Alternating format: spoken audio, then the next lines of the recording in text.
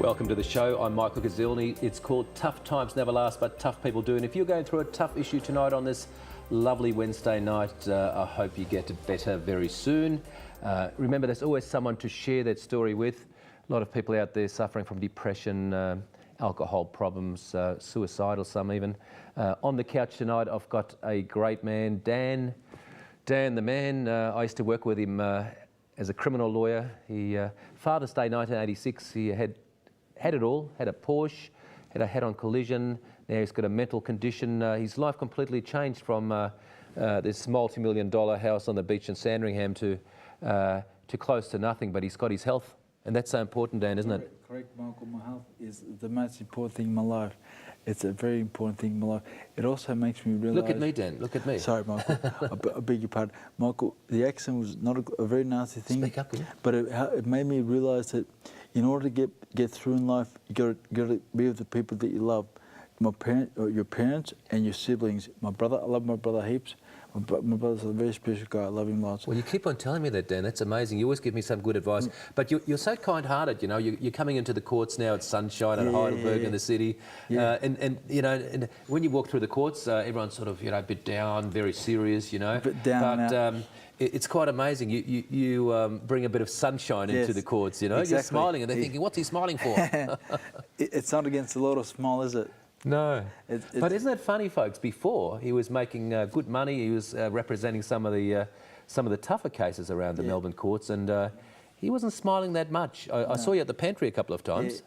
I love the pantry. I love porridge. I love porridge. I go to eat porridge.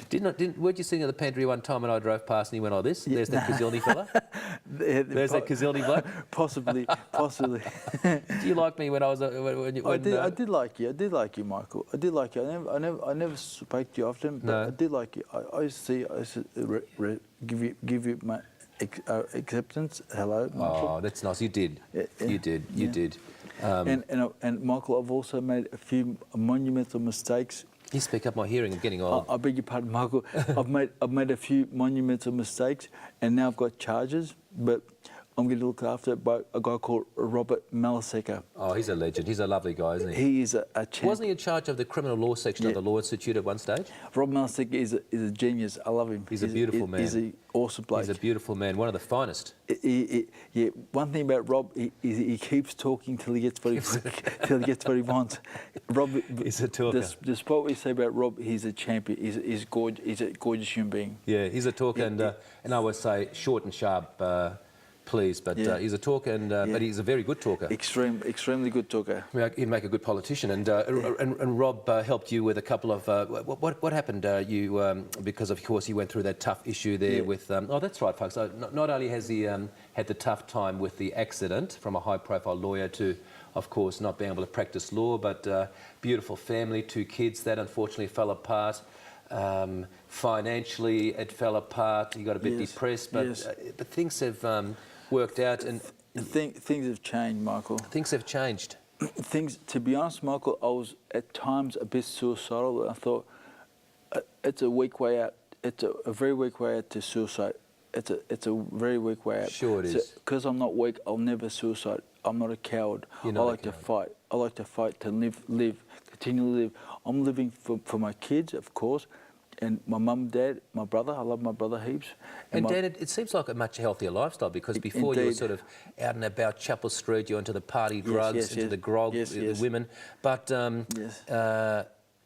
you're so healthy. You're going to the gym 4 times a week. Yeah, quite often, 4 to 5 times a week. You got a lovely lady by your side. Yeah, a lovely Anne-Marie, lovely person. She's a lovely lady. She rings me up sometimes. Gorgeous, very gorgeous. And she says, she rings me up, Anne-Marie, and she says, I love Dan, he's a good man, he looks after me. She said all these other blokes with plenty of money, they all cheat around, but Dan looks after me. That's right. That's lovely, isn't it? Indeed, Michael, indeed. And Michael, I must admit, when I was a lawyer, I was very, not crazy, but just I'd get upset quickly for little things that didn't matter. But now I'm just more relaxed and calm. Oh, you are. You're a tough operator, mate. You always had the nicest. You always had the nicest gear on: the Armani suits, the Italian shoes, tailor-made shirts, the best aftershave. Michael, I had the best suits. The best suits you can get is Luigi Borelli, and the best shoes are Jeffrey West shoes. Also, I had very good stuff. You're a first class, but you still are a first class professional, mate. You know. Yeah. That's a nice T-shirt. Yeah, you like my T-shirt? I love Sergio Ticini. It's a very good brand. And I must admit, Michael, a lot of my so-called friends have not given me the ask, but have forgotten about me. And that's life. Life goes on.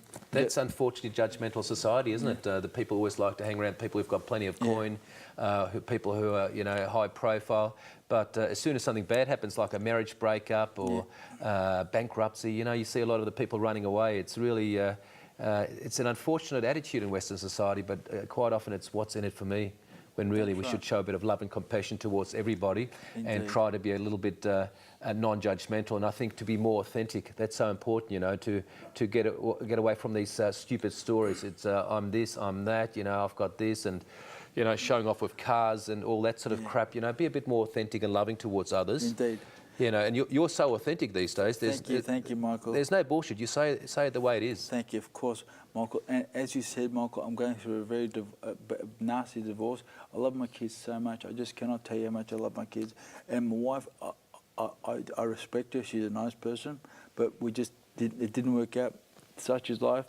As Ned Kelly said. That's a kind thing to say. As Ned Kelly said, such is. But I'm getting looked after by the best criminal law barrister, family barrister ever. His name is Jeremy St John SC. That's wonderful. And tell me about, sorry to interrupt, tell me about those minor demeanours there in, you had to go to court for. Criminal, yeah. What happened there? Shoplifting or something, wasn't it? No, not shoplifting. I was just doing silly things like threatening people. Things, Michael, that I've never...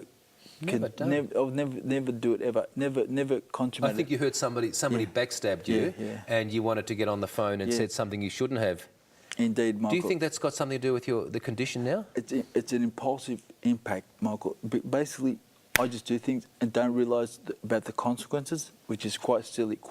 So you can notice that, Dan, from before to now. Yeah, indeed. Michael, one thing I realise is if I continue being an idiot, I will end up in jail. And if I end up in jail, my kids will not be able to see me. No. But no, you're doing a lot of good things. They're just a couple of minor things you've done, but you're not going to continue being an idiot, you know? Of course. That's of course. I think we were probably idiots choosing criminal law in the first place.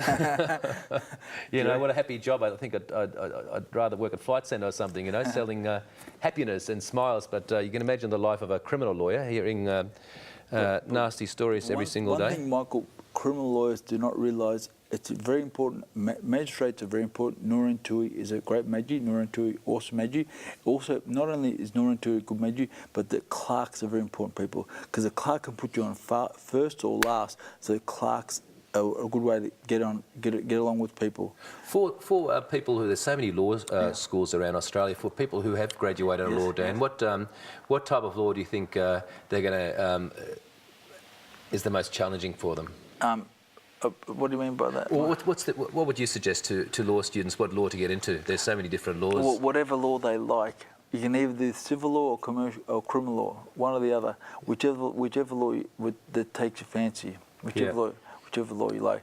I used to love the criminal law, Michael, because I love being with people. And we'll talk about your love for criminal law after the next break, but it's Tough Times Never Last with the great man Dan on the couch. We'll be back very shortly.